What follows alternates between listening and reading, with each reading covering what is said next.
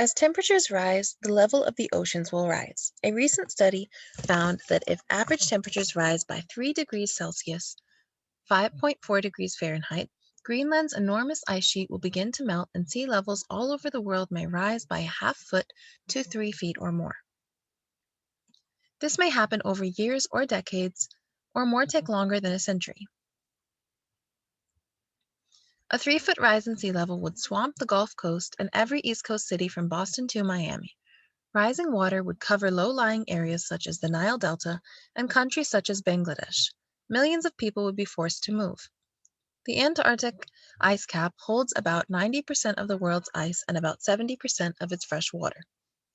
It does not look as if the entire ice cap will melt anytime soon, but if it does happen, sea levels would rise 20 or more feet. Now that would cause some major flooding in coastal areas.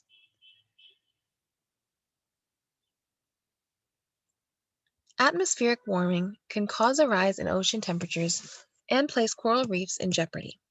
Coral reefs are huge branching structures made out of the limestone skeletons of tiny animals, called coral polyps. Coral reefs are found in warm, clear, shallow oceans. They are home to many kinds of fishes: jellyfish, anemones, crabs, turtles, sea snakes, clams, and octopuses, and the algae that give the reefs their stunning colors. Most coral reefs are highly sensitive. Even small changes in water temperature and in the amount of carbon dioxide in the water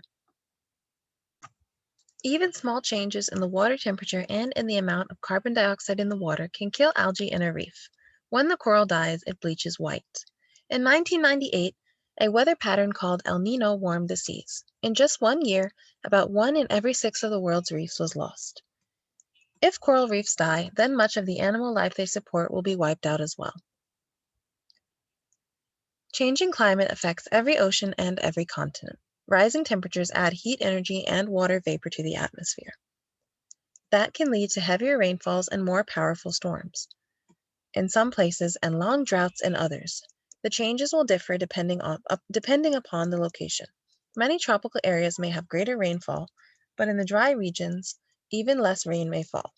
Higher temperatures will cause the soil to dry up and terrible droughts may ensue. So based on the context clues, for those of you who do not know what a drought is, what can we infer here from the context clues? A drought is a period of little rain that causes the soil to dry up. So here in the text, there is some comparing and contrasting, right? Comparing and contrasting how the changing climate can affect the tropical regions and how it can affect the dry regions. With higher temperatures, tropical regions may get more rain and dry regions may get even less rain than usual. Also here, look at the corals, the photos that are posted, that are on this page. So we know that photos also can be used to compare and contrast, and here both corals have the branching structures that are described in the text, but the coral on the top is alive. It has marine animals surrounding it.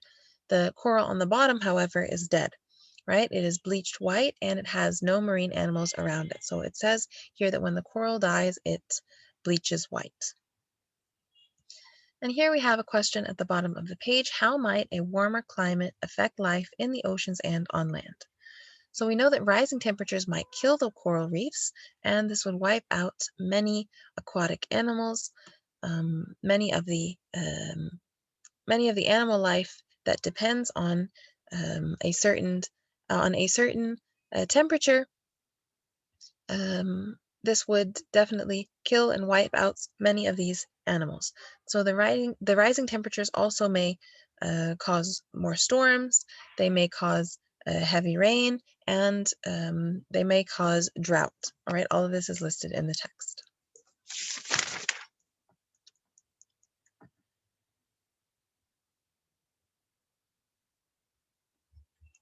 Wildfires may increase in forested areas as timberlands grow drier. The fires are likely to be bigger and more frequent and to burn longer. They would also release more carbon dioxide into the atmosphere and could lead to more warming. Climate changes are not as easy to notice as changes in the weather. For example, a particular storm or a number of warm days during a winter is not really evidence of anything.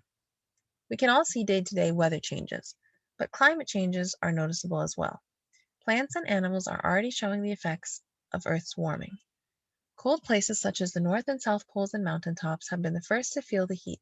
Spring has come earlier. The ice has melted sooner, and there are fewer days where the temperatures are below freezing.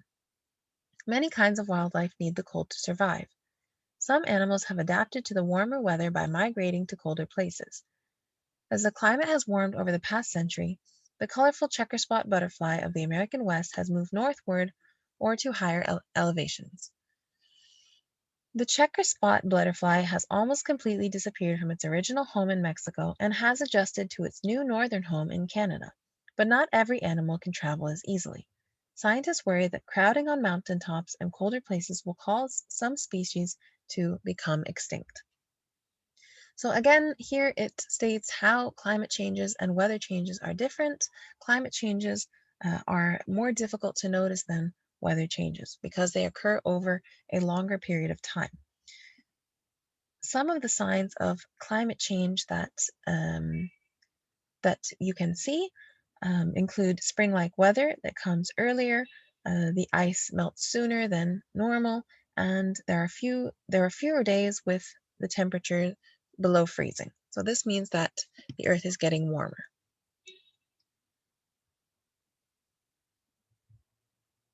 We can't do anything about some changes in our environment. Our planet may be going through a natural cycle of getting warmer. However, most scientists say that humans are at least partly responsible for climate change. That means it may be possible for some people to slow down the change. There is a debate about what we can do about our changing climate. Here's what people in some nations are trying to do. Improve fuel and energy economy so that people use less energy for vehicles, schools, offices, homes, and factories. Encourage the use of wind and solar power. Explore alternative ways of producing energies that do not directly release more greenhouse gases into the atmosphere. Protect and plant trees to increase forest lands. So this list here reveals that the author is not only presenting information about the changing climate, but also including possible things that people can do to help.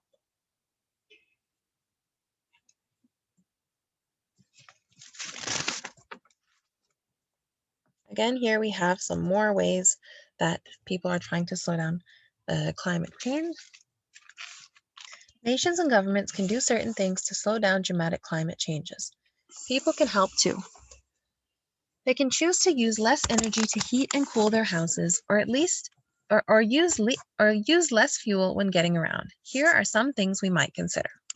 Walking, biking, or using public transportation. One school bus can carry the same number of children as 30 or more cars.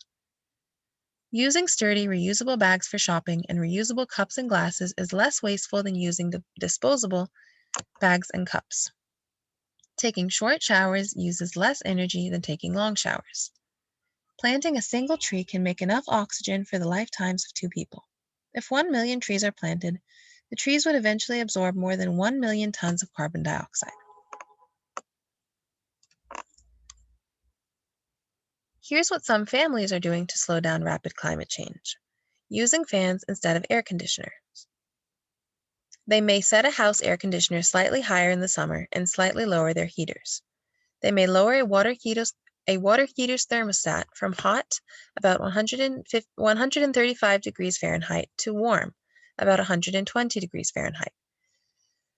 Using energy-saving fluorescent light bulbs instead of incandescent light bulbs. Fluorescent light bulbs are more energy efficient and save on electricity costs. Turning off electric appliances and lights when they are not being used. Installing double-paned windows, extra insulation, good weather stripping, and solar panels to houses also saves energy. Global warming isn't just about the Arctic Ocean melting and distant deserts becoming drier and hotter. Climate change impacts all of us. It can affect the world's food supply and the economic stability of countries. The people and governments of the world are developing the tools and the scientific know-how to meet these challenges. As the Earth's climate continues to change, we all want to find ways to safeguard our own and future generations. So, how are some people trying to slow climate change? People are trying to use less energy by walking, by riding bikes, or by using public transportation instead of driving cars. They're reusing bags and cups, and they're also saving energy in their home.